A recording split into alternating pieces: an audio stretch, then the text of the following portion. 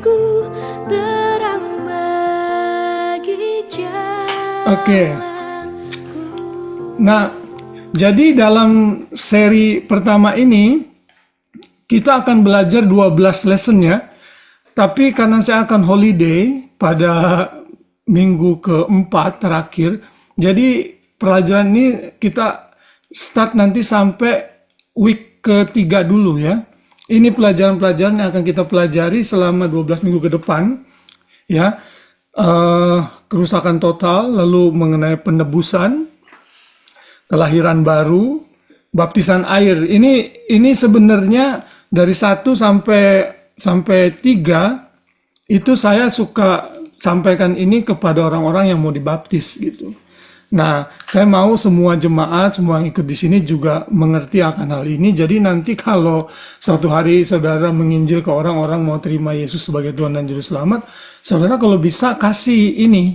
Jadi kita nggak mau menghasilkan orang percaya yang kita sebut namanya easy believism gitu ya. Orang yang cuma maju ke altar, lalu dipimpin doa, setelah itu selamat, tapi mereka nggak ngerti gitu apa kelahiran baru itu. Nah, kalau misalnya saudara-saudara semua sudah bisa mengerti konsep dari 1 sampai 4, paling tidak, nanti saya misalnya sebagai gembala, saya nggak harus ngajar lagi, saya bisa turunkan misalnya ke Novi misalnya gitu, atau ke Edwin untuk mengajar orang yang baru itu, begitu. Jadi kita saling karena konsep belajar yang paling baik itu pada saat kita menyampaikan ke orang lain.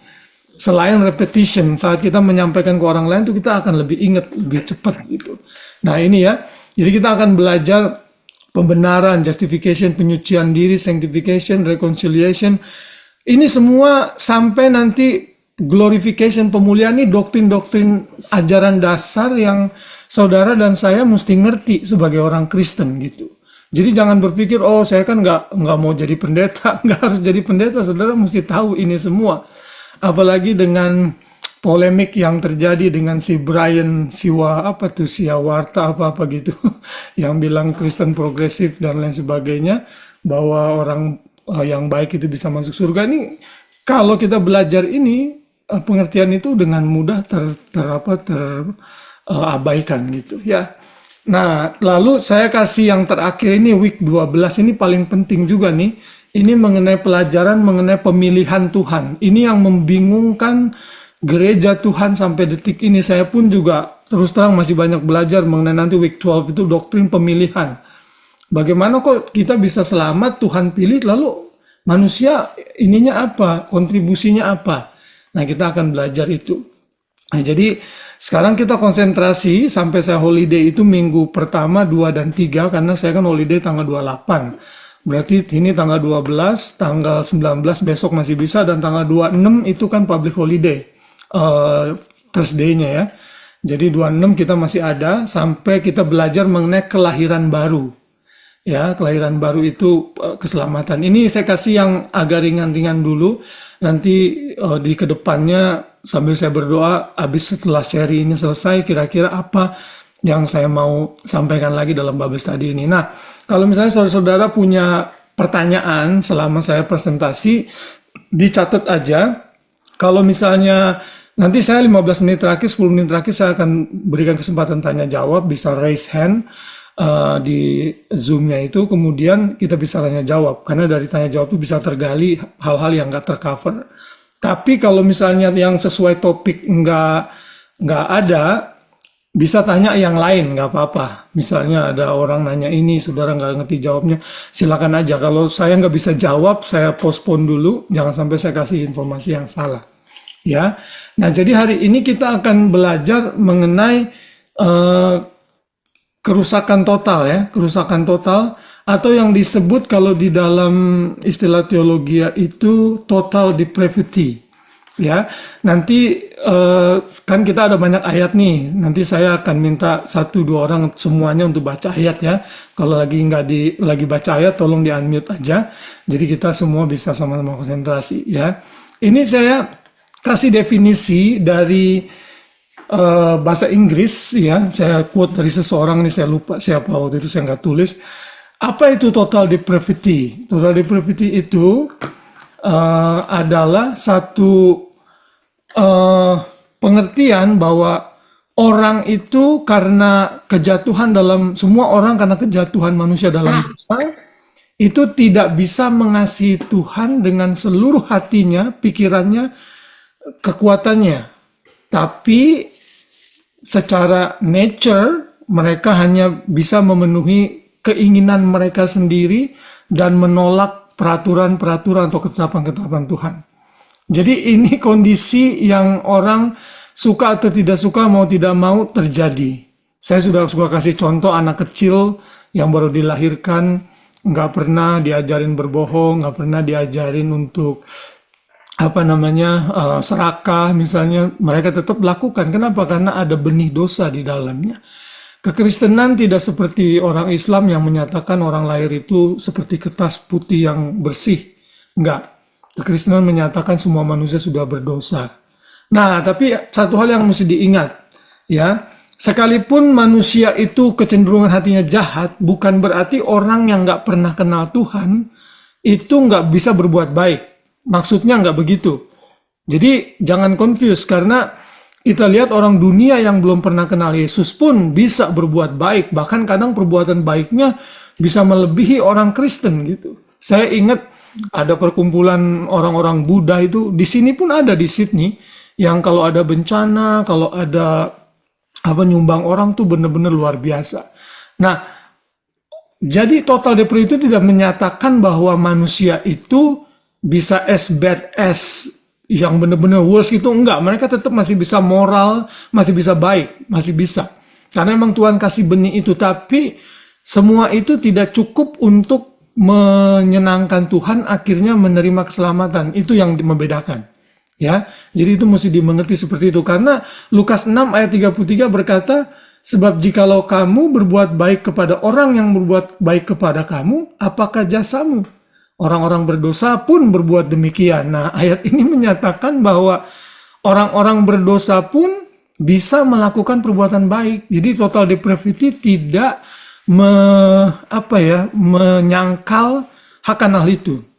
Ya, jadi jangan berpikir, oh kalau nggak kenal Tuhan dia nggak bisa berbuat baik. Bisa. Lalu juga setelah kita percaya bukan berarti kita nggak bisa jatuh dalam dosa, masih bisa.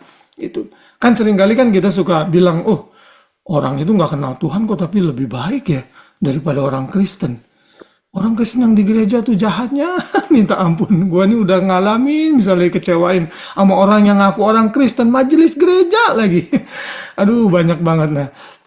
Nah kemarin itu saya Aling itu kasih linknya videonya Debbie Bashir itu ya, yang dia marah-marah bahwa ada gereja yang tempat dia dipakai, hamba Tuhan ini for some reason ambil gereja itu, tempat itu, sehingga dia nggak bisa ibadah lagi, lalu YouTube-nya sempat hilang karena YouTube linknya.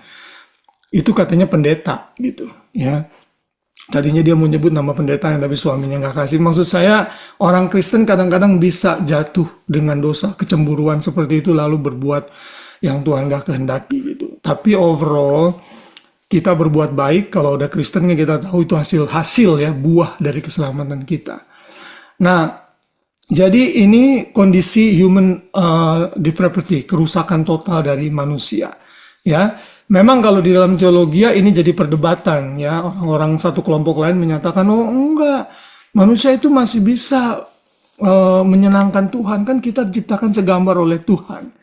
Tapi konsep itu saya tidak terima karena itu memang kita diciptakan segambar, tapi karena dosa akhirnya mencemarkan keberadaan kita. Jadi saudara ini semua yang tadinya yang sekarang udah kenal Tuhan Yesus itu saudara dulu seperti ini, menolak Tuhan.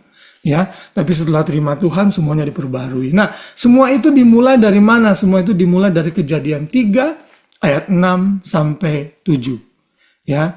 Coba saya minta tolong Tante Elsie tolong bacakan Kejadian pasal 3 ayat 6 sampai 7.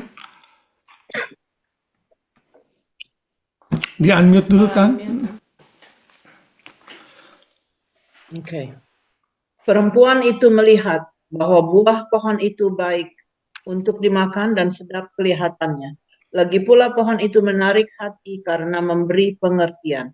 Lalu ia mengambil dari buahnya dan dimakannya dan diberikannya juga kepada suaminya yang bersama-sama dengan dia. Dan suaminya pun memakannya. Maka terbukalah mata mereka berdua, dan mereka tahu bahwa mereka telanjang. Lalu mereka menyemat daun pohon ara dan membuat cawat. Nah, inilah asal mula dari segala sesuatu sehingga kita sampai kepada saat ini manusia makin bobrok nih gara-garanya di sini awalnya. Ya, makanya kemarin siapa yang ngomong sama saya lupa. Nanti di surga saya mau cari itu si Adam gitu. Gara-gara dia tuh saya kayak begini tuh manusia jadi nggak bener. Saya bilang oh tenang aja, Adam udah dikasih tempat sama Tuhan di mana orang nggak bisa ganggu dia. Nah saudara, Hah? Ya, oh ya Pak Nikolas ya, waktu kita ketemu hamba Tuhan. Jadi saudara, gara-gara inilah maka manusia jadi rusak total. Kok bisa ya gara-gara satu orang seperti ini? Ya memang karena Alkitab mencatat begitu. Di mana buktinya? Nah, itu ada di dalam Roma pasal 5 ayat 12. Coba Om Anton tolong dibacakan.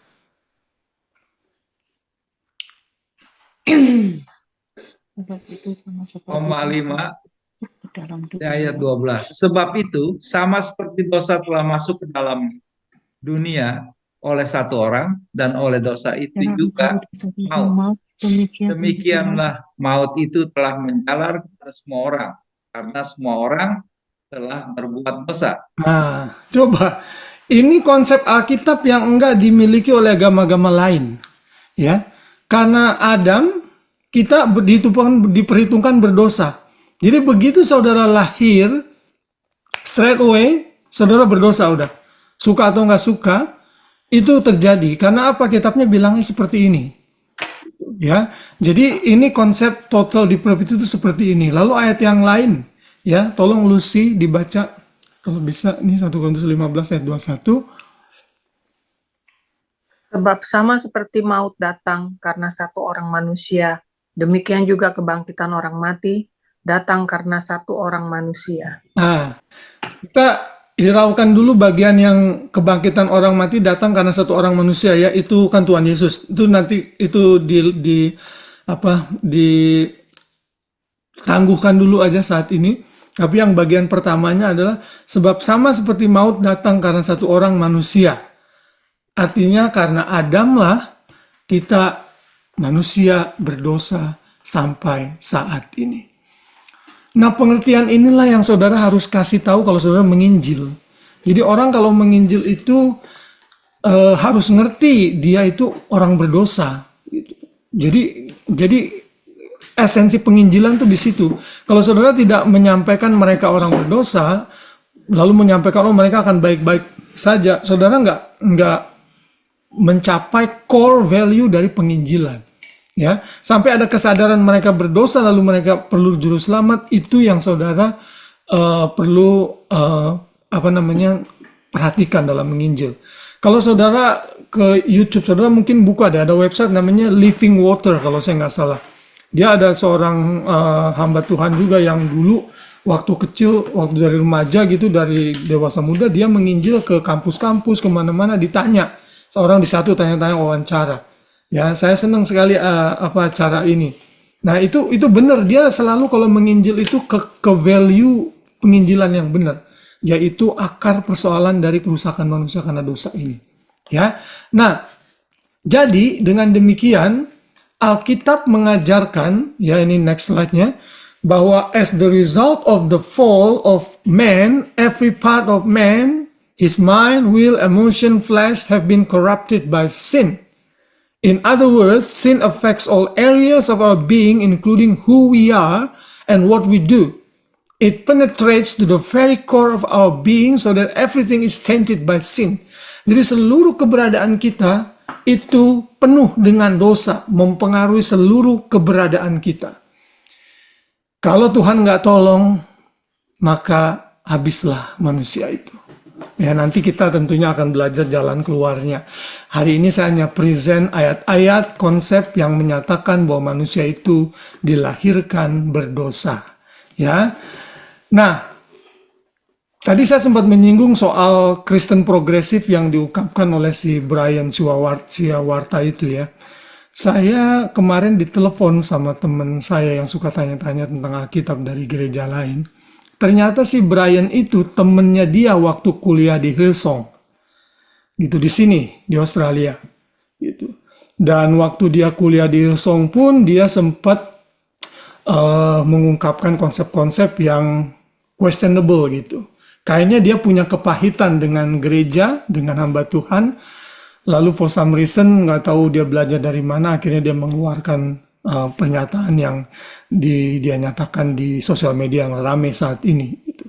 Yang menyatakan bahwa Habib Ja'far itu anak Tuhan Yesus dan bisa diselamatkan. Orang baik seperti Pak Ja'far ini, Pak, Bapak kan baik banget gini. Ya kan? Kok masa sih Bapak di surga tega hanya karena tidak menyembah Tuhan Yesus? Oh, that's the essence of the Christianity. Saudara menolak Yesus, saudara nggak selamat gitu. Itu mah sebenarnya dasar banget itu yang dia fail. Dan Kristen progresif ini bukan barang baru, saudara. Ini barang lama yang dibuka kembali di dalam abad-abad awal-awal waktu gereja muncul. Ada aliran yang namanya universalisme yang menyatakan pada akhirnya orang semuanya akan selamat. Itu salah, udah dikondem sebagai kesesatan, heresi oleh bapak-bapak gereja. Ini muncul lagi karena era postmodernisme di mana liberalisme muncul, akhirnya mereka bisa menggabungkan, akhirnya nggak apa-apa. Ya, kita mesti relevan dengan zaman ini, ya. Aborsi nggak apa-apa, LGBT nggak apa-apa, sex without marriage it's okay, dan lain sebagainya. Nah, itu sebenarnya konsep yang lama yang ditumbuhkan lagi, dan tentunya iblis yang dibalik itu semua. Kalau konsep Brian itu benar, maka ayat ini yang berikutnya adalah salah berarti. Coba Edwin tolong dibaca Yesaya 64 ayat 6. Dia unmute dulu ya. Yesaya 64. Sorry kok, sebentar ya. Ya. Saya nggak bisa baca yang di screen. Yesaya 64 ayat 6. Ya. Demikianlah kami sekalian seperti seorang najis, dan segala kesalehan kami seperti kain kotor. Kami sekalian menjadi layu seperti daun, dan kami lenyap oleh kejahatan kami seperti daun dilenyapkan oleh angin. Nah, ingat saja kata-katanya itu ya, kesalehan kami seperti kain kotor, itu bahasa Inggrisnya, and all our righteousness acts are like filthy rags. Saya sudah sempat seringkali ngomong di gereja, filthy rags itu bahasa Ibraninya itu dari, pembalut wanita yang kalau dipakai untuk menstruasi. Jadi pembalut wanita yang dipakai untuk menstruasi pada masa itu, kain itu, lalu kalau sekarang kan udah dengan teknologi diciptakanlah pembalut yang seperti kita tahu, itu tentunya nggak layak dipakai untuk apa-apa, kotor, menjijikan, dan layak untuk dibuang ke tempat sampah. Jadi Tuhan bilang kesalehan yang paling saleh yang katanya mungkin Habib Ja'far bisa di hadapan Tuhan tanpa Yesus, itu kain kotor, nggak berlaku. Nah, jadi ini nggak bisa terhindarkan lagi gitu. Alkitab mencatat kita berbuat dosa karena kita orang berdosa.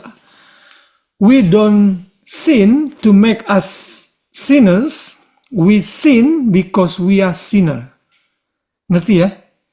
We don't do sin to make us sinners. We sin because we are sinner. Gitu. Kita berbuat dosa karena kita secara natural adalah orang berdosa. Nah, konsep seperti ini yang kita mesti pahami, dan ini yang membedakan kekristenan dengan agama-agama manapun di dunia ini. Ya, jadi kembali lagi seperti Adam dan Hawa tadi, dari pusatnya pasti menghasilkan yang buruk. Tuhan Yesus bilang dalam Matius 7, 18 sampai 19. Novi, kelihatan nggak ayatnya?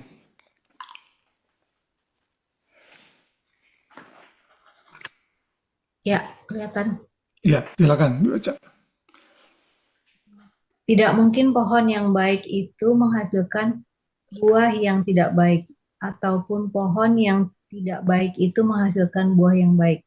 Dan setiap pohon yang tidak menghasilkan buah yang baik pasti ditebang dan dibuang ke dalam api. Thank you. Ini Adam yang sudah berdosa tidak akan mungkin menghasilkan kesucian lagi udah. Jadi dalam kekristenan itu original sin, dosa awal itu menular. Jadi saudara secara genetik itu sinners, not because of what you do as a baby, but because of Adam's sin. Karena Adam berdosa, maka kita diperhitungkan berdosa. Ini harus jelas ya.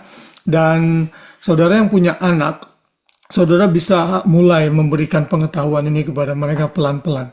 Gitu ya. Makanya dalam baptisan ini pertama kali saya ajarkan kepada mereka. Ya, terutama 2 orang itu. Makanya Pak Ade mungkin sudah sempat mendengar konsep ini waktu itu dalam bahasa Inggris. Nah, sekarang saya kasih bukti-bukti Alkitab yang lain mengenai total depravity ini. Mudah-mudahan saya bisa selesaikan dalam 15 menit. Ya, ini yang pertama ya, ayat-ayatnya.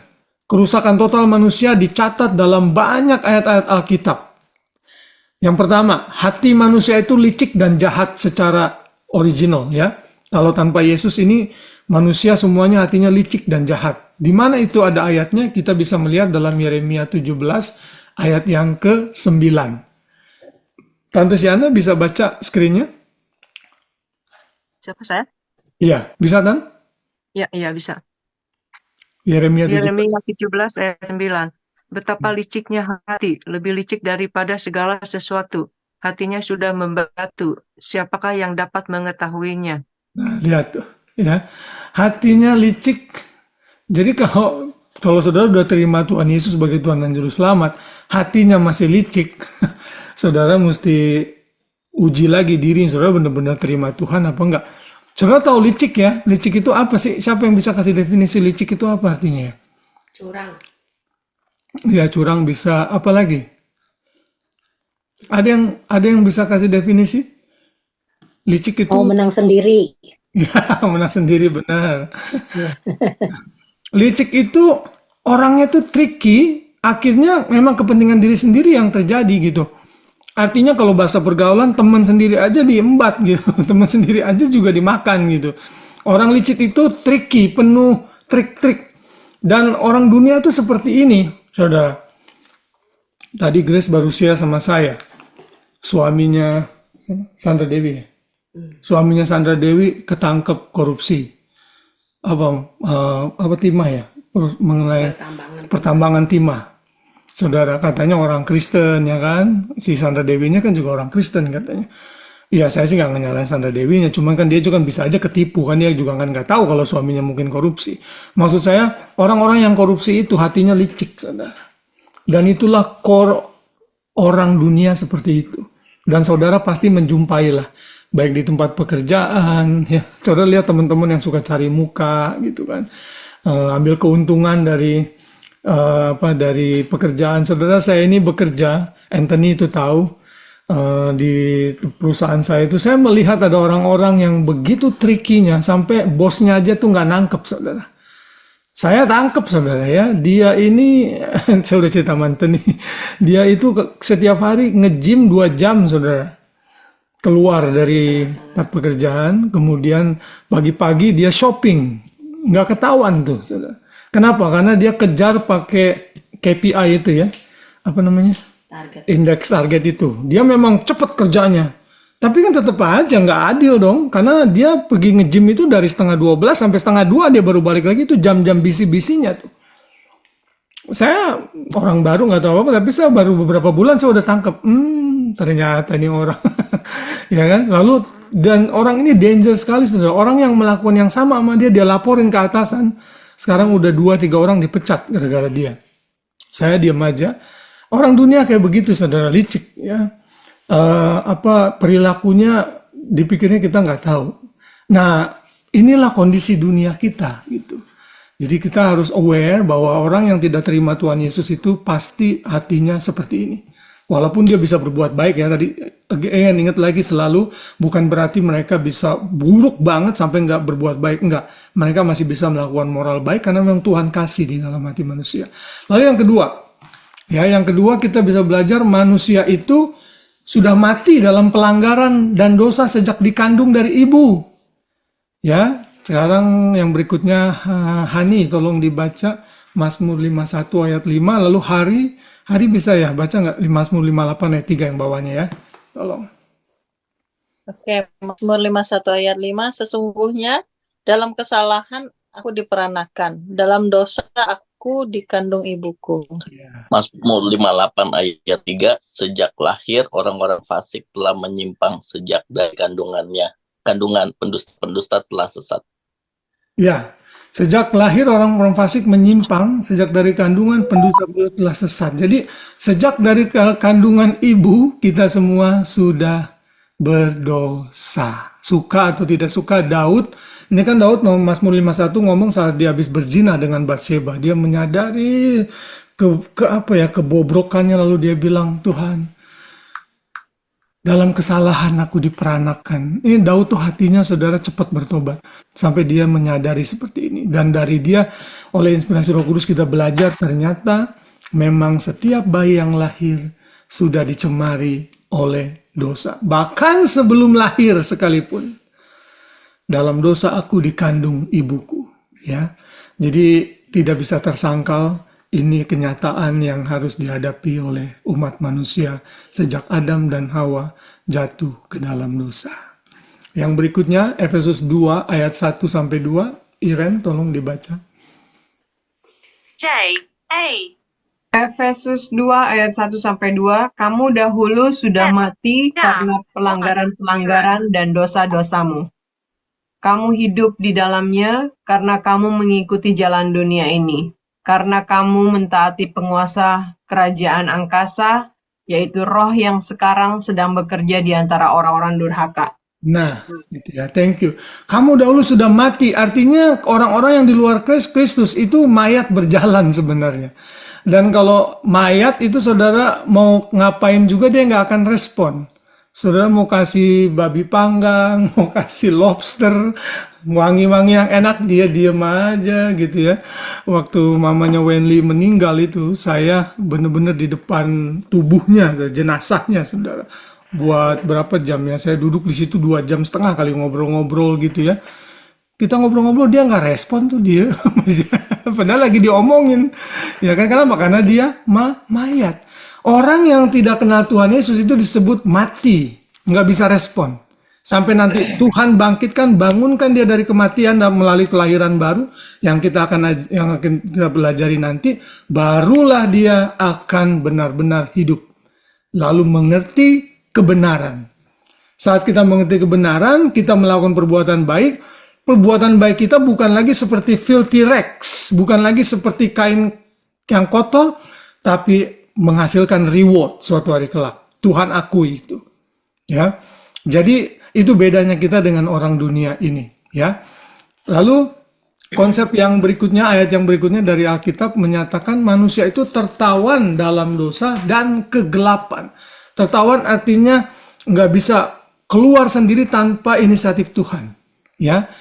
Nanti tolong Inke dibaca Yohanes 3 ayat 19, kemudian nanti Tante Meme Yohanes 8 ayat 34 yang di bawahnya ya. Di-unmute dulu mic-nya. Yohanes 3 ayat 19, dan inilah hukuman itu. Terang telah datang ke dalam dunia, tetapi manusia lebih menyukai kegelapan daripada terang, sebab perbuatan-perbuatan mereka jahat. Thank you. Tante Meme, tolong. Yohanes 8 ayat 34, kata Yesus kepada mereka, Aku berkata kepadamu, sesungguhnya setiap orang yang berbuat dosa adalah hamba dosa. Nah, itu ya. Jadi terang itu sudah datang. Ini kan Yesus ngomong kepada Nikodemus tuh. Yohanes 3 ayat 19 nanti kita akan bahas dalam kelahiran baru. Terang udah datang tapi manusia tetap aja menolak kebenaran gitu. Makanya muncullah orang-orang sekarang ini ya dengan sosial media ya. Aduh, orang bisa ngomong apa aja ya. Siapa itu namanya ya? Siapa Pak Ade namanya? Pak Ade mungkin nggak bisa jawab saya kali ya. Donditan itu yang katanya ngaku pernah jadi pendeta lah, belum lagi si Yahya Maloni dan lain sebagainya, saudara. Mereka itu gelap semuanya, penuh dengan kegelapan, padahal udah jelas terang-terang itu datang dalam diri Tuhan Yesus, tapi mereka lebih menyukai kegelapan. Ya, dan setiap orang yang berbuat dosa adalah hamba dosa. Nah, jadi orang-orang di luar Yesus itu diperhitungkan sebagai hamba dosa. Tuannya adalah dosa. Jadi total depravity menyatakan manusia itu tertawan dalam kungkungan dosa dan kegelapan dan gak bisa keluar tanpa pertolongan Tuhan. Itu intinya. Yang keempat, karena total depravity ini manusia juga tidak akan dan tidak bisa mencari Tuhan. Ya. Roma 3 ayat 10 sampai 11. Sekarang giliran Antoni. Antoni bisa baca apa enggak? Bisa kok. Oke, Bisa. thank you. Roma 3 ayat 10 dan 11. Seperti ada tertulis, tidak ada yang benar, seorang pun tidak. Tidak ada seorang pun yang berakal budi, tidak ada seorang pun yang mencari Allah. Tuh dia, thank you. Benar-benar jelas sekali Tuhan bilang nggak ada yang benar, nggak ada yang tidak, seorang pun tidak. Jadi kalau orang menyombongkan diri, dia bisa selamat karena perbuatan baik dan lain sebagainya, mereka salah.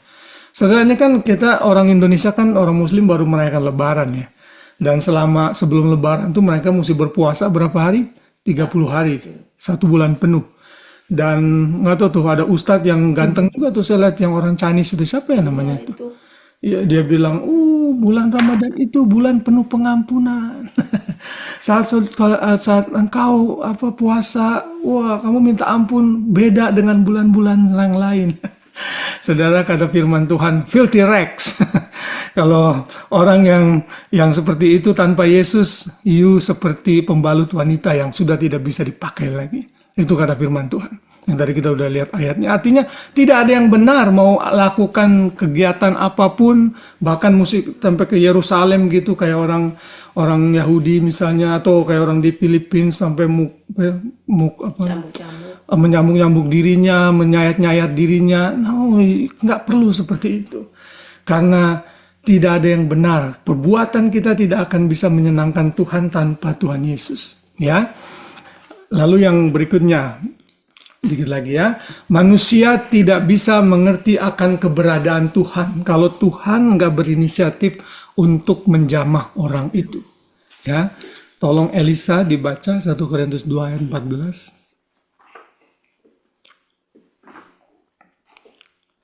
Tetapi 1 Korintus bab 2 ayat 14. Tetapi manusia duniawi tidak menerima apa yang berasal dari Roh Allah.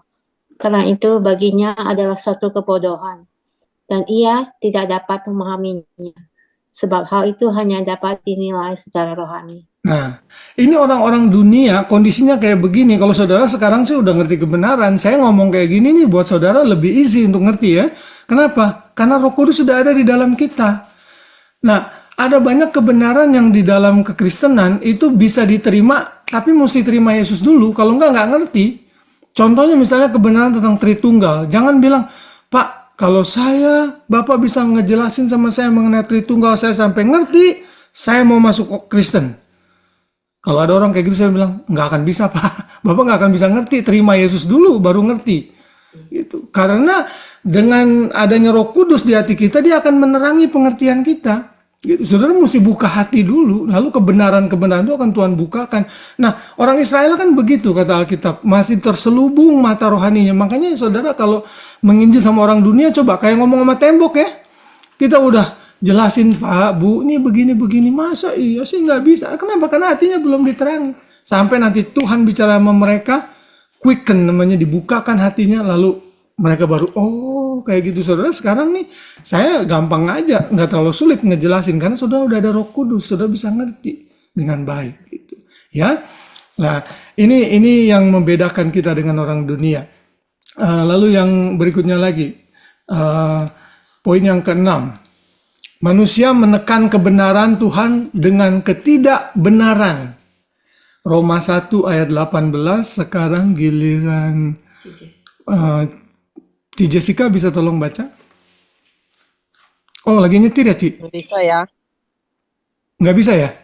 Bisa. Oh, Roma bisa. 1 ayat 18. Ya. Sebab murka Allah nyata dari surga atas segala kefasikan dan kelaliman manusia yang menindas kebenaran dengan kelaliman. Amin. Kelaliman.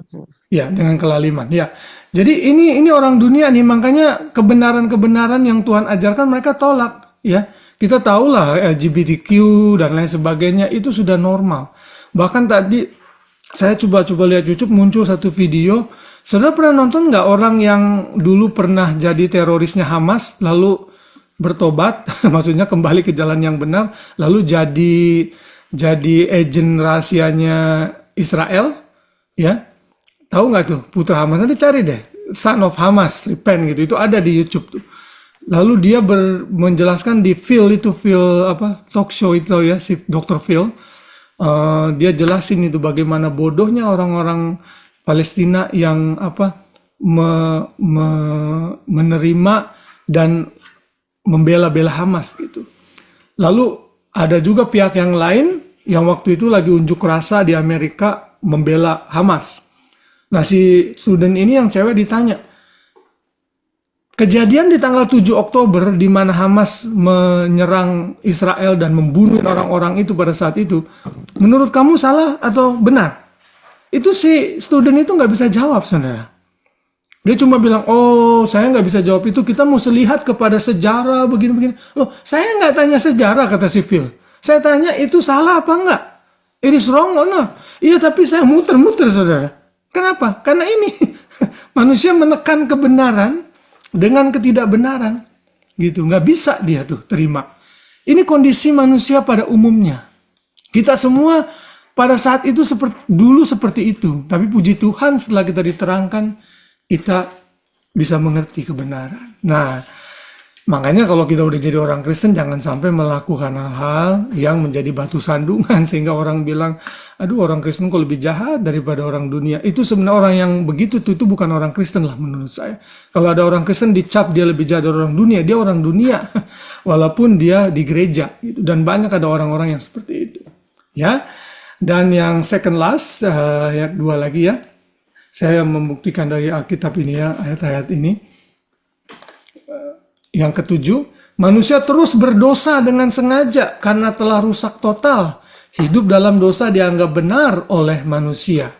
Ya, Pak Ade, tolong karena ayatnya pendek, baca dua-duanya deh Pak Ade. Amsal 14:12, Roma 3:23. Amsal 14 ayat 12. Ada jalan yang disangka orang lurus, tetapi ujungnya menuju maut. Ya. Roma 3 ayat 23. Karena semua orang telah berbuat dosa dan telah kehilangan kemuliaan Allah. Thank you. Ya, jadi ya itulah kondisi manusia. Dia anggap jalan itu baik, tapi sesungguhnya menuju maut. Ada banyak orang yang berpikir dia sudah melakukan kebenaran di jalannya Tuhan dalam tanda petik, tapi sesungguhnya mereka tidak bisa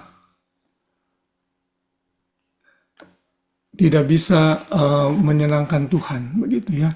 Nah, jadi inilah kondisi manusia pada saat ini karena total depravity.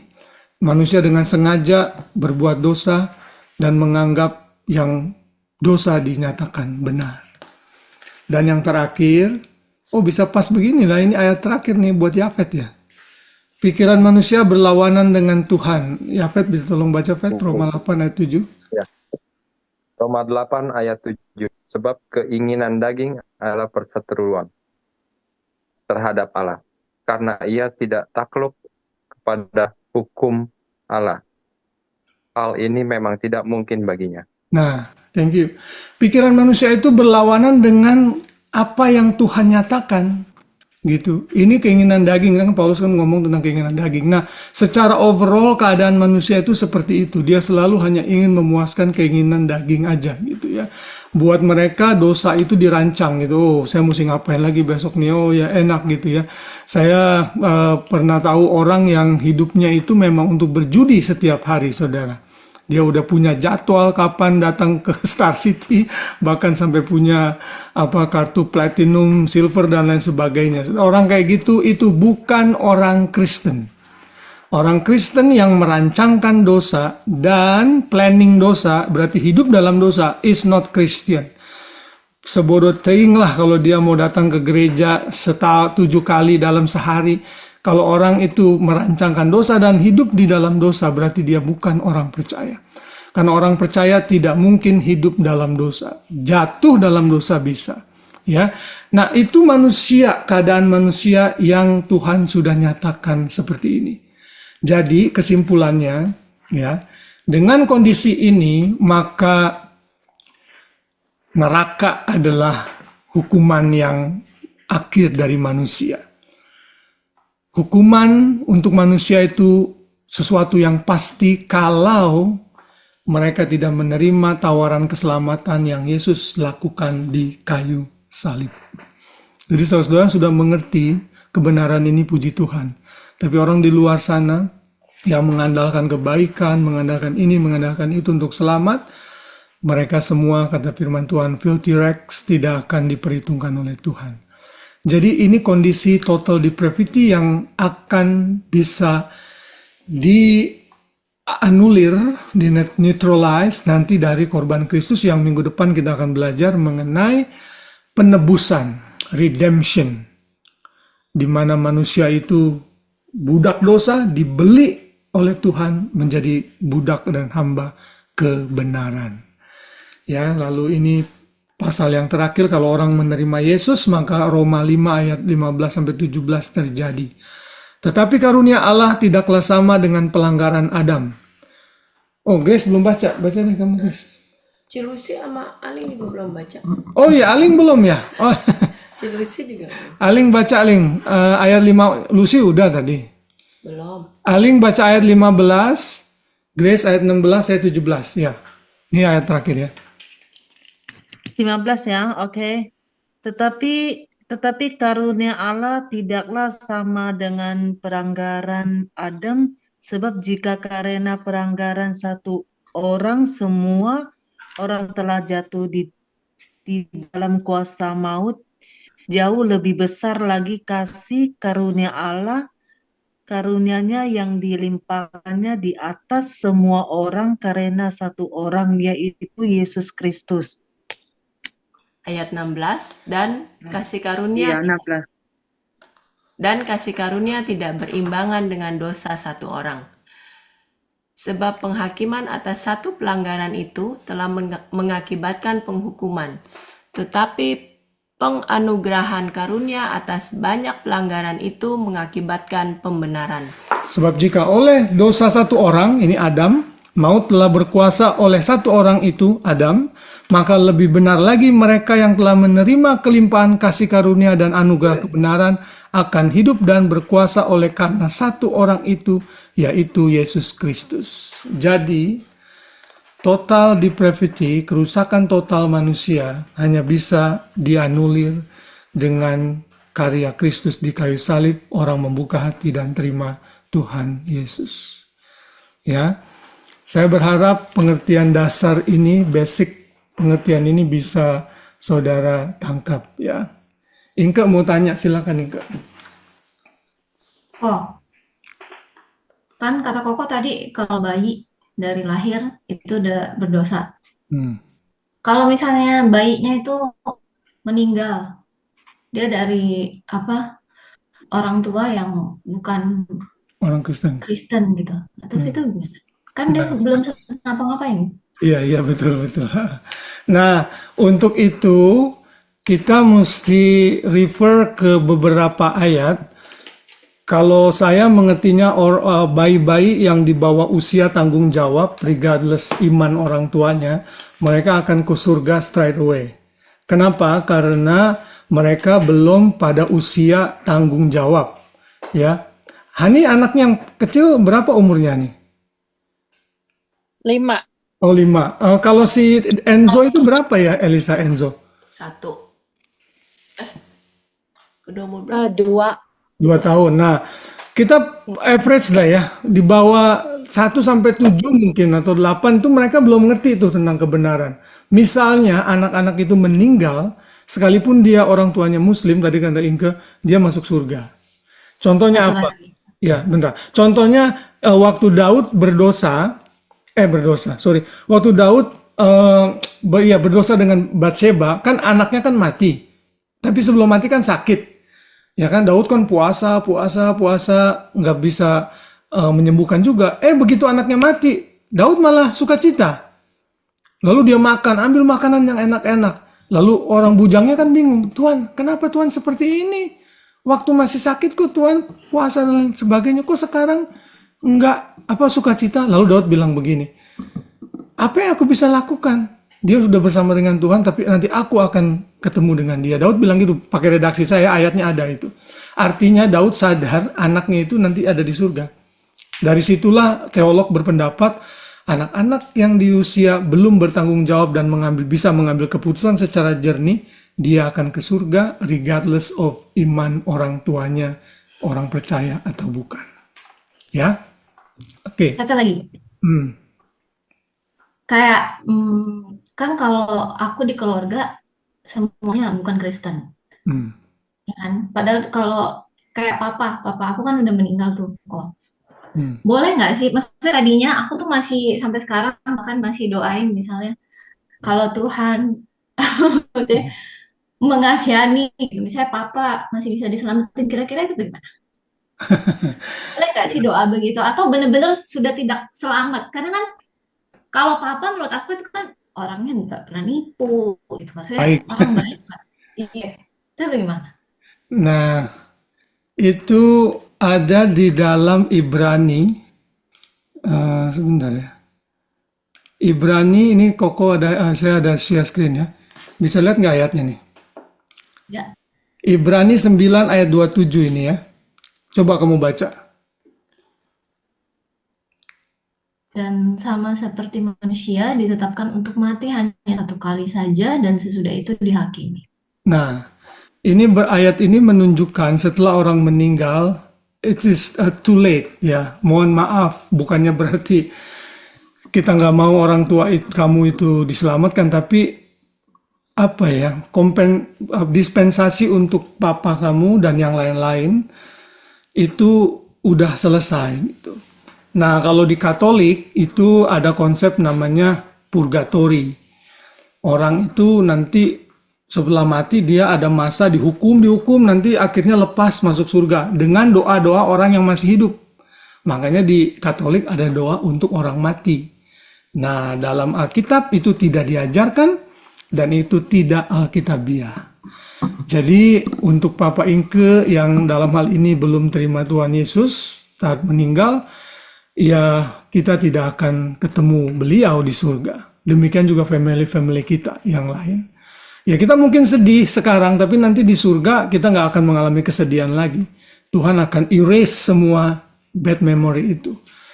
Saat ini yang Inke mesti lakukan adalah menginjil untuk orang-orang yang masih hidup.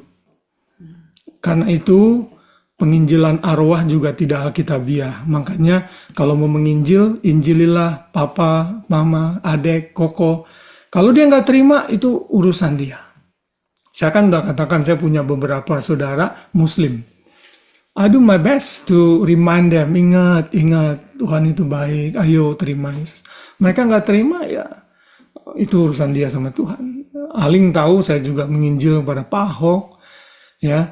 Sampai saat ini dia masih belum bisa terima. Kita do our best. Pokoknya nanti ini kita akan belajar tuh di doktrin election itu ya, election nanti di terakhir kali.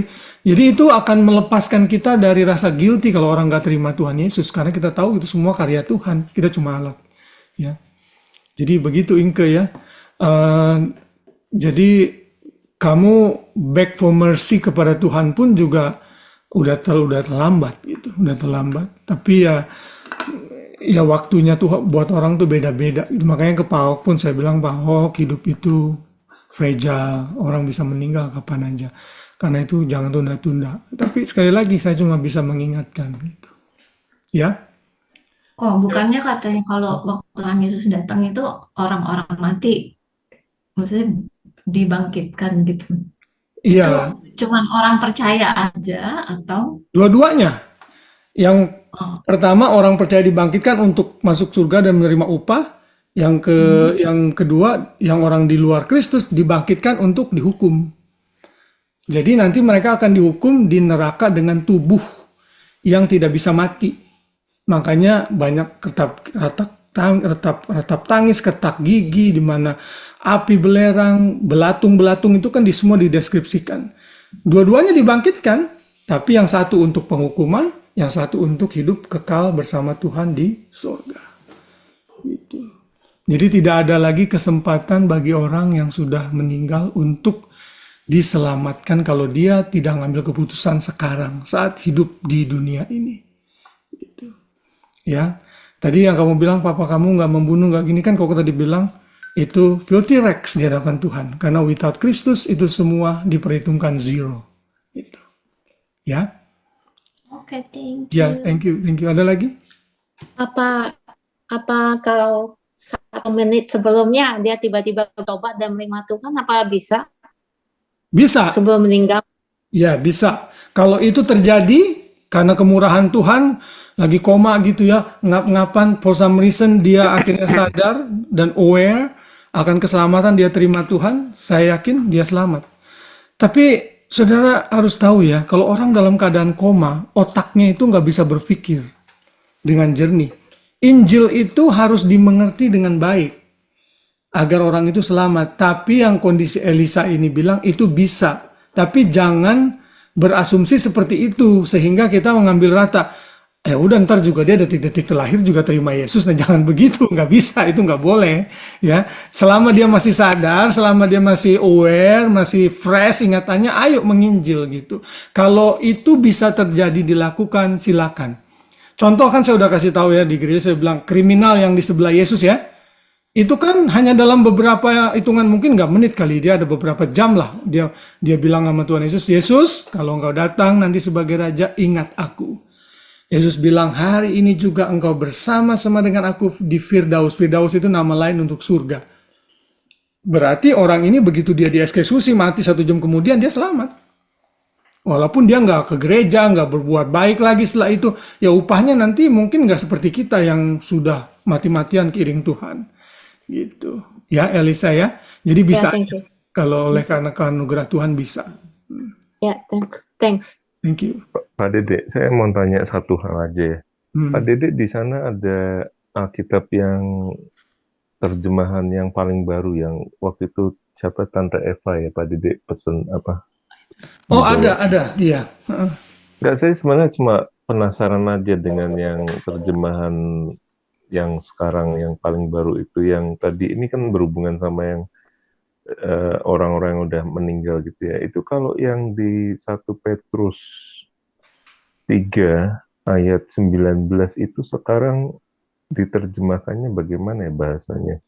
Yang dan di dalam roh itu ia juga pergi memberitakan Injil kepada 1 Petrus roh 3 ayat 19. Ya, saya share dulu ya. Ini kebetulan dia udah online di Bible Holy Bible ya. Oh ya. Iya, tapi baru New Testament aja. Ini yang saya ada di screen nih Pak Ade, ini ayat berapa tadi Pak Ade? 19 ya. Nah, mereka terjemahkan seperti ini. Kelihatan ya? Sorry, enggak kelihatan. Bisa tolong dibacakan. Enggak kelihatan. Oh iya. Saya pakai handphone. Iya. Dan di dalam roh itu ia juga pergi memberitakan Injil kepada roh-roh yang ada di penjara. Nah, tetap aja nih mereka masih salah juga nih terjemahannya. Ya. Kalau kita kembali kepada versi bahasa Inggris ya misalnya ya. Saya coba buka di New American Standard Bible. Ini kan namanya Bible Study nih, saudara. Jadi hal-hal seperti ini kita wajar gitu. 3 ayat 19 ya Pak De? Ya 1 Petrus 3 19. Ya, di sini dibilang in which he also went and made proclamation tuh ya. Ini benar. To the spirits now in prison. Nah, ini ayat ini sebenarnya yang dipakai oleh orang-orang yang mengajarkan penginjilan terhadap arwah. Ayat inilah yang dipakai Andreas Samudra itu ya. Dulu kalau saudara kenal, dia pakai ayat ini karena saya ingat waktu dia seminar dia kutip ayat ini. Begitu saya ngerti, oh ternyata bukan itu maksudnya. Kalau saudara baca lagi ayat berikutnya 20, who once were disobedient, bentar saya share aja deh ya biar semua lihat ya. Nih ayat 19 ya. Ayat 20-nya, now once were disobedient when the patience of God kept waiting in the days of Noah, during the construction of the ark in which a few, that is 8 persons, were brought safely through the water. Lalu seterusnya. Maksudnya adalah Yesus itu memproklamirkan kepada roh-roh jahat yang saat itu ada pada masa Nuh disimpan oleh Tuhan karena terlalu jahat pada waktu itu. Nah ini memang ada banyak penafsiran dan penjelasannya panjang. Intinya Tuhan Yesus tidak menginjili arwah. Tuhan Yesus itu menyatakan kemenangan kepada roh-roh jahat yang saat itu disimpan pada saat Nuh membangun baterainya, di mana mereka, kalau saudara ingat kan di ayat 1, Kejadian 6 ayat 1 kan malaikat-malaikat itu bersetubuh dengan wanita-wanita yang melahirkan keturunan-keturunan raksasa, ya ingat ya ayat itu ya. Nah itu Tuhan benar-benar marah dan jahat di mata Tuhan, makanya mereka disimpan di tempat yang namanya abyss, ini dalam bahasa Yunaninya abyss. Nanti ada yang dibuka sebagian pada masa tribulasi. Nah ayat ini menyatakan bahwa Yesus itu tidak menginjil arwah yang sudah mati, tapi menyatakan kemenangan, proclamation to the spirit that he has won by dying on the cross. Ya. Seperti itu ya Pak Ade ya penjelasan. Oke, jadi terjemahan yang terbaru pun masih sama ya seperti masih sama. Memberitakan Injil. Okay. Karena mereka ambil kata Evangelion, Injil itu kan sebenarnya proclamation, sama juga. Nah orang Indonesia instead of menerjemahkan memproklamasikan, menyatakan, tapi dia tetap pakai kata Injil di situ. Walaupun Injil itu sebenarnya bisa juga dinyatakan proclamation. Kalau pada saat saya memberitakan Injil pada Anthony, misalnya Anthony belum kenal Tuhan, saya tuh sebenarnya sedang memproklamirkan kebenaran. Jadi sama aja, which is good news gitu. Tapi memang kita seringkali jadi saru antara Injil yang maksudnya kayak gimana Yesus memberitakan Injil gitu ya. Jadi menurut saya New American Standard Bible dan beberapa English Bible itu lebih cocok menerjemahkannya. Ya. Oke. I have a question. Ya. Last but not least. Kan tadi kan memang awal mula kejatuhan manusia itu kan memang dari Adam dan Hawa kan. Nah pertanyaannya, siapa yang taruh benih dosa itu di dalam mereka? Kan kalau kita udah dari Adam dan Hawa nih terus nurunin. Nah tapi mereka sendiri itu benih dosanya itu dari siapa? Apa Tuhan taruh? Apa numbuh sendiri? Apa dari siapa gitu? Nah, kalau memang ada benih lain yang ditaruh di sebelum Adam, kita bingung siapa orangnya itu. Ntar kita nanya lagi, orang itu benihnya dari mana? Nggak ada habisnya kan? Karena Alkitab nggak mencatat, kita percaya Adam itu diciptakan punya potensi berdosa, punya potensi melakukan kebenaran. Tapi dari awalnya, pada saat diciptakan, tapi ada gak ayat? Tapi kan akhirnya mereka memilih untuk melakukan ketidaktaatan dengan memakan buah yang dilarang oleh Tuhan. Jadi nggak ada benihnya lagi sebelumnya. Adamlah yang awalnya, itu karena dia mengambil keputusan untuk tidak taat kepada Tuhan. Sekali lagi kita kan udah tahu manusia diciptakan tidak seperti robot. Tuhan mau taat berdasarkan kesadaran penuh, tapi kesadaran itu dirusak, akhirnya memutuskan untuk tidak taat gitu. Ya. Oke. Ada lagi? Mungkin jadi sebenarnya Tuhan itu tahu ya manusia bakal berdosa gitu. Tahu. Karena udah tahu si iblis bakal ngegodain si Hawa gitu. Iya karena dia kan maha tahu, dia tahu gitu. Tapi kan kamu pasti ntar nanya lagi, kenapa Tuhan nggak cegah aja gitu kan? Kan persoalannya gitu. Kenapa? Kita bisa hidup di Firdaus, di Taman Eden lagi enak-enak. Iya makanya kalau kita berpikir seperti itu memang Tuhan tahu, tapi juga dalam kemahatauan Tuhan, Tuhan juga udah siapkan jalan keluar gitu loh. Tapi bukan Tuhan yang merancang gitu. Ini kita ngomongin keterbatasan pikiran kita ya mengenal Tuhan ya. Tuhan nggak merancang dosa, tapi dia tahu Adam akan berdosa, dan dia tahu juga kalau Adam melakukan dosa, dia akan kasih solusi apa. Which is yang kita tahu di Alkitab, solusinya adalah dia mati menjadi manusia dan mati untuk kita. Itu. Ya, jadi jangan nyalain Tuhan juga, karena nanti ujung-ujungnya kita bisa nyalain Tuhan tuh kalau kita nggak hati-hati. Ya, karena berarti Tuhan dong yang inisiatif dosa. Dia tahu kenapa dia nggak cegah. Loh, Tuhan udah cegah, kasih peringatan, jangan makan itu. Itu sebatas yang Tuhan mau, karena Tuhan mau full obedience by consideration, full benar-benar kesadaran, bukan karena dipaksa atau dikendalikan seperti robot. Gitu. Ya. Oke, mungkin saya tunggu sampai 10.15 kan tadi agak telat, kalau ada yang masih mau tanya. Ya. Ya kok, mau nanya kok. Tadi kan kalau kita ngomongin kan Aci Grace kan pertanyaannya kan tentang apa namanya, Adam bibit dosanya dari mana gitu kan ya. Nah kita balik lagi itu kan kan iblis yang hasut gitu kan ya. Nanti pertanyaannya jadi panjang lagi. Kalau iblis yang menghasut, iblis itu kan awalnya kan dari surga. Kalau di surga, kenapa dia bisa jatuh dalam dosa gitu? Kalau di surga itu nggak ada dosa, nanti kan jadi panjang lah ya. Iya benar. Singkatnya begini aja, iblis itu pun sama seperti manusia, diciptakan dengan kehendak bebas. Jadi dia punya potensi juga jatuh. Nah, karena waktu Adam dan Hawa belum jatuh, iblis sudah ada dan menggoda mereka, itu berarti mereka jatuh in between kejadian 1 sampai 3, which is kita nggak tahu kapan. Ngerti ya? Karena dia kan udah ada tuh. Ya. Kita asumsi iblis itu sudah ada, sudah jatuh dari between kejadian 1 sampai 3. Ya kan? Kan kita tahu kejadian 1 Tuhan menciptakan segala sesuatu, Adam diciptakan sempurna semuanya. Kejadian 3 kan mereka jatuh. Ya kan? Lalu kenapa mereka jatuh? Kan karena ada iblis, berarti iblis jatuhnya sebelum peristiwa itu, gitu, kejadian 3. Nah, kapan itu kita tidak tahu, tapi menurut Yeskiel 14, Yesaya 28 itu jelas dinyatakan pada saat Tuhan menubuatkan kerajaan Tirus sama Babilonia.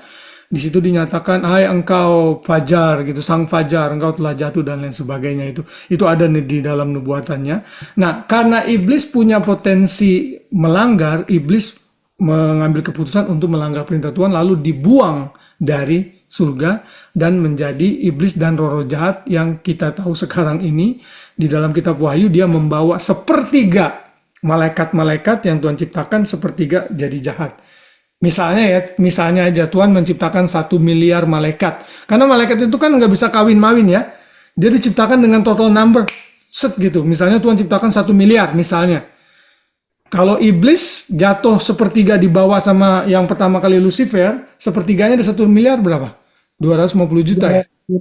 Oh, enggak. Ya, 250 juta ya? Jutaan. Iya. 250 juta iblis. 300. Iya 300 ya, pokoknya 33,33 something lah. Sepertiga lah. Mau tanya kok. Kenapa? Habis itu mau tanya.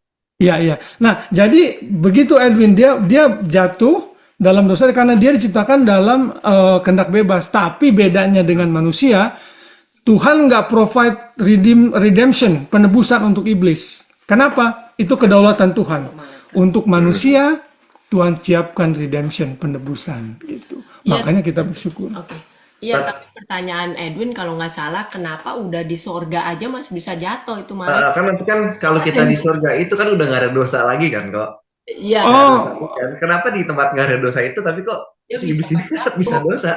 Apakah kita nanti di surga juga ada bisa jatuh dalam dosa juga? Nah. Harusnya kalau itu kita dosa lagi kan nanti kan. Iya. Karena kita udah menerima tubuh kemuliaan mungkin nanti. Oh iya, kalau yang soal itu benar. Menurut saya ya, menurut akal saya yang terbatas ini, beda lah kondisinya setelah nanti dipulihkan sama waktu awal-awal. Waktu awal-awal itu, dan mungkin kita juga nggak tahu si iblis mungkin nggak benar-benar berdosanya di surga gitu, mungkin saya nggak tahu. Ya, tapi yang pasti memang ada ayat lalu dia dibuang ke bumi, dibuang dari surga. Oke lah, asumsinya dia bisa di surga dia berdosa. Kenapa enggak? Karena dosa itu kan dimulai dari hati, dan ini terjadi sebelum pemulihan segala sesuatu gitu. Artinya si iblis memang intentionnya pengen memberontak kepada Tuhan dan menggunakan free will-nya dia untuk memberontak gitu. Kenapa masih bisa? Nah, itu pertanyaan yang saya nggak tahu, karena kita mencatatkan ternyata bisa dalam hal itu. Ya. Nanti ke pertanyaan Inga lagi. Tapi Tuhan tahu nggak iblis bisa nggak jatuh? Oh, tahu. Iya memang. Ya tahu, Tuhan tahu iblis bisa berdosa. Totally tahu. Tapi ya gitu, Tuhan biarkan. Dan ya itulah. Jadi saudara, kalau ada orang nanya, kita jawab nggak tahu, itu juga jawaban gitu ya. Jadi kita nggak harus satisfy gitu. Misalnya, Om, ini apa sih Om? Om Anton nanya, nggak tahu Om, itu juga jawaban. Jangan marah sama Om Anton gitu. Jawabannya nggak tahu gitu. Nah, jadi saya nggak boleh, kita nggak boleh berasumsi bahwa kita tahu segalanya. Kalau Tuhan Alkitab nggak tulis, ya udah kita hanya bisa menduga-duga dengan sanctified assumption seperti ini tanpa bertentangan dengan Alkitab gitu. Ya. Oke, saya berharap itu satisfying. Apa kok? Ya. Oke. Oh, tadi kan kau bilang Taman Firdaus itu adalah surga. Ya. Nah, pertanyaannya adalah Taman Firdaus pada zaman Adam sama Taman Firdaus. Adam itu Taman Eden, Apet, bukan Firdaus. Pet hilang suaranya. Kok hilang suara? Putus Pet tadi, Pet, suaranya. Udah kemari aja. Cuma di sebelah doang. Oh, kita yang ngeheng, Cang. Oh no. Kita yang ngeheng. Semuanya. Sorry, internet saya down. Tadi internet saya down. Nah, ini baru. Oke. Apet bisa dengar, Pet? Ya, dengar kok. Apet ulang ya. Ya, ulang. Iya, kan Koko bilang Taman Firdaus itu adalah surga. Pertanyaannya, Taman Firdaus pada zaman Adam dan Taman Firdaus yang Tuhan Yesus bilang waktu di kayu salib, itu sama atau tidak? Oke. Maksudnya Apet, Firdaus itu Taman Eden bukan? Adam itu di Taman Eden, bukan di Firdaus. Apet. Oh iya. Tapi ya udah, pertanyaannya gini sekarang. Taman Eden itu sama nggak Firdaus? Maksudnya gini. Kenapa iblis bisa masuk ke Taman Eden? Ya karena Tuhan izinkan dia bisa masuk. Makanya dia ada di situ. Gitu. Jadi emang boleh masuk dia? Boleh, ya boleh apa nggak tahunya, boleh apa enggaknya kita nggak tahu, tapi karena Alkitab menyatakan dia sudah ada di situ, berarti Tuhan udah kasih izin untuk dia bisa masuk ke situ. Karena Taman Eden itu kan environment yang dimana orang juga bisa berdosa di situ, makanya Adam berdosa di situ. Berarti kayak tadi Inke bilang sama Edwin bilang, berarti Tuhan semuanya udah tahu, cuma jahil gitu. Bener dong? Tuhan jahil. Jahil. Ya kan karena udah tahu semua sebenarnya kan bahwa Adam akan berdosa. Terus sampai dengan nanti dia lahir ke dunia terus sampai disalib lagi gitu. Sama tadi Nabi Nuh segala macam gitu. Iya. Iya, bukannya jahil sih, karena kalau jahil kan jadi kayak prank kan, dikasih ini, dikasih tahu gitu. Apa yang akan terjadi, kenapa gitu? Iya, ada pertanyaan lagi malahan. Kalau iklan kan kalau bisa gampang kenapa disusahin gitu. Ada lagi pertanyaan, kenapa Tuhan taruh itu pohon yang dilarang itu di dalam taman itu? Ya kenapa itu Tuhan dia, taruh? itu Kalau dia udah pertanyaannya. itu penyebabnya jangan ditaruh di situ. Oke. Kayaknya Obrolnya tidak begini terselami deh. lah sama pikiran manusia kalau urusan Tuhan mah. Tidak terselami sama pikiran manusia. Benar begitu. Kembali lagi. Benar. Kemurahan Tuhan itu amat sangat luas kan. Iya, betul. Iya, jadi Intinya adalah memang kita nggak bisa menyelami semua yang kita nggak ngerti dengan akal kita, itu yang pertama. Ya. Tapi yang kedua juga kita mesti garis bawahi, Tuhan itu tidak pernah salah dalam segala tindakannya. Ya. Kalau Tuhan izinkan dosa terjadi, itu tuh juga dalam kedaulatannya dan dalam kemahatauannya. Lalu apakah Tuhan jahil atau ngeprank manusia atau kenapa dia nggak cegah? Kita nggak tahu. Karena ternyata memang Tuhan nggak cegah, tapi tuh dia provide solution gitu. Nah, solutionnya adalah yang kita tahu dalam Alkitab melalui Yesus begitu. Jadi kalau kita berpikir kenapa sih yang susah dibikin, yang gampang dibikin susah, nah itu kan karena pikiran kita. Manusia yang mau semuanya serba gampang. Kita kan dapat analisa ini dari Alkitab. Nah kita nggak boleh go beyond Alkitab. Alkitab nggak ngomong, kita jangan boleh ngomong. Itu. Ya, intinya Tuhan Maha tahu, yes dia izinkan itu terjadi, yes dia provide solution, intinya sekarang terima Yesus, persoalan selesai. Itu aja. Oke? Sorry Ko Dede, apa boleh dibilang kalau Tuhan tuh membiarkan dia menjadi, jadi iman kita di build up gitu. Apa iman kita? Iya, iman kita jadi bertumbuh karena Tuhan kasih Adam exam, kayaknya ulangan, biar dia lebih dekat dengan Tuhan. Apa bisa? Karena dia sengaja kasih. Dia nggak sengaja, dia suruh iblis mencobanya supaya Adam lebih dekat dengan Tuhan. Seperti siapa itu? Ayub. Iya, Ayub. Oh, beda. Oh, Kalau beda. Ayub itu kan menderita karena dosa kan, hidup di dunia yang udah jatuh dalam dosa. Nah kalau Adam itu kenapa dia sampai jatuh, tes itu diberikan oleh Tuhan. Tadi kan Grace juga tanya, kenapa mesti taruh pohon? Ya itulah cara Tuhan untuk tes human will-nya itu. Kamu gunakan sesuai kehendak Tuhan atau tidak. Jadi bukan untuk menguji iman Adam itu, enggak. Yang mengujinya adalah dalam hal ketaatan gitu. Ketaatan. Ya, dalam hal ketaatan, kamu taat apa enggak dengan tidak memakan pohon pengetahuan yang baik dan jahat. Kenapa mesti ada di tengah-tengah situ? Ya itulah cara Tuhan. Jadi saudara nggak bisa reka-reka. Jadi kan saya udah bilang kalau mobil Eropa itu sennya di sebelah kiri, wipernya sebelah kanan. Kamu mau komplain kayak apa sama BMW atau Mercedes? Kenapa kamu cari kasih sen di sebelah kanan?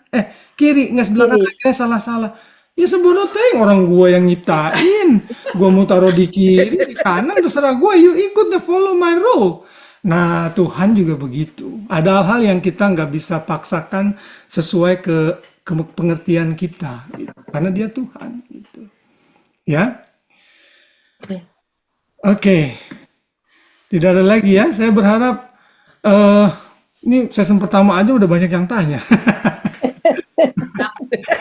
Ya baguslah, saya berharap kita semua bisa mengerti. Intinya adalah saudara ngerti ya. Saya mau pakai 2 atau 3 menit aja, mau tanya, review. Saudara ngerti apa enggak nih? Apa yang saya sampaikan? Jawab ya, benar atau salah saja ya. Nggak apa-apa kalau saudara jawabnya salah, saya nggak marahin, it's okay. Saya cuma mau tahu saudara ngerti apa enggak gitu ya. Kalau benar ada hadiah nggak? Kalau benar saya tepuk tangan. Irene. Oh, satu-satu. Ini saya random aja gitu. Manusia bisa selamat karena melakukan perbuatan baik, salah atau benar? Salah. Salah, betul. Oke. Jessica. Bayi yang baru lahir adalah suci, bersih, dan tidak berdosa. Benar atau salah? Benar. Ulang lagi. Ya, ulang lagi ya pertanyaannya ya. Mungkin pertanyaannya belum jelas kali ya. Bayi yang baru lahir adalah suci dan bersih, tidak berdosa. Benar atau salah? Salah. Iya, kalau nggak benar ya salah. Iya, salah ya, salah. Jadi setiap bayi tadi kita sudah bilang berdosa ya, enggak seperti orang Islam begitu. Oke. Anthony, manusia itu pada dasarnya baik dan bisa memuliakan Tuhan. Benar atau salah? Salah. Salah, ya betul. Oke, Tante Meme, ya. Jalan keluar untuk menyelamatkan manusia dari dosa dan apa tadi kerusakan total itu adalah dengan manusia berusaha berbuat baik sebaik-baiknya agar menyenangkan Tuhan. Benar atau salah? Salah. Nah, Ya. seharusnya ngapain, Tante? Seharusnya terima Yesus. Yesus, benar. Tuhan dan Yesus Juru sebagai Juru Selamat. Selamat. Iya. Om belum ditanya Om. Udah nyeletuk aja. Ya. Tanya Om Anton dah, nih tanya yang susah nih. Susah. Nah, lu rasain deh. Saya tanya nih Om. Iblis diciptakan Tuhan dengan memiliki kehendak bebas, benar atau salah? Bebas. Tunggu, pikir ya. Padahal gampang tapi gara-gara Jawabannya bebas, Om. Jawabannya bebas. Dia boleh melakukan apa saja, tapi untuk Enggak Om, jawabannya benar atau salah Om? Sebentar Om. Melakukan apa saja, tapi untuk Iblis diciptakan Tuhan dengan kehendak bebas, benar atau salah? Benar. Benar, tapi nggak bisa cabut jiwa manusia. Tuhan yang bisa cabut jiwa Iya, manusia. iya benar. Ya, benar itu jawabannya benar. Ya. Oke, Hani.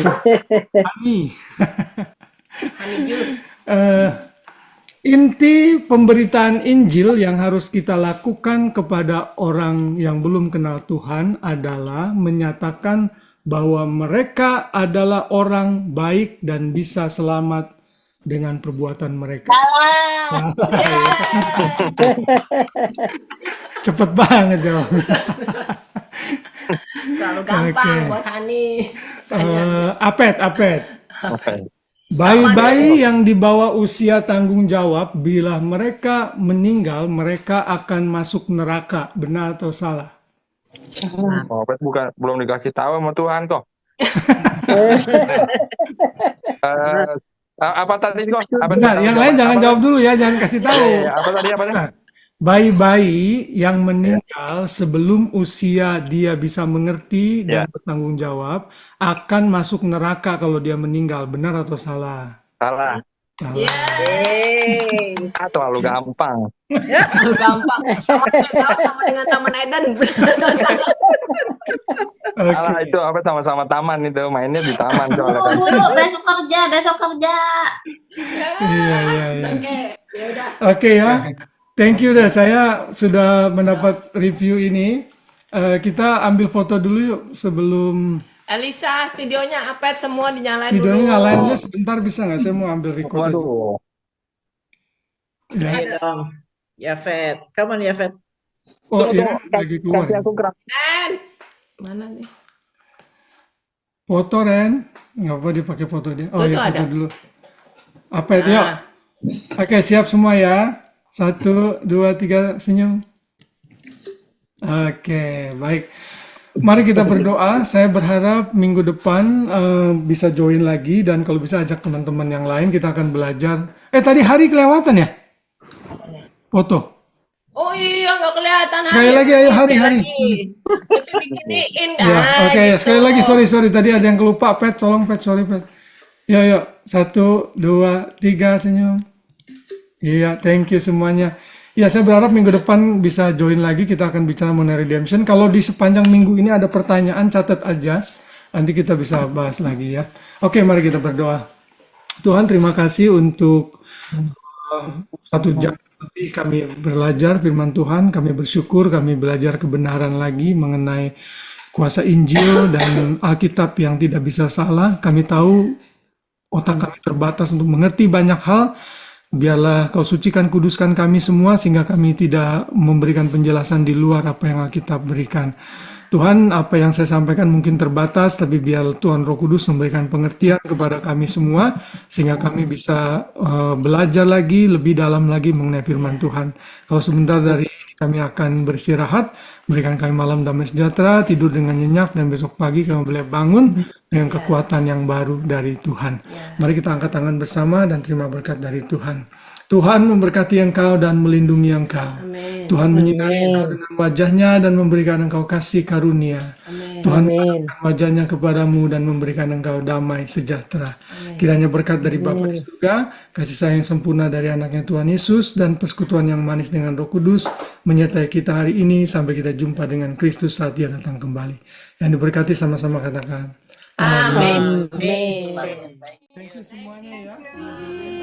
Firman-Mu pelita bagi kakiku.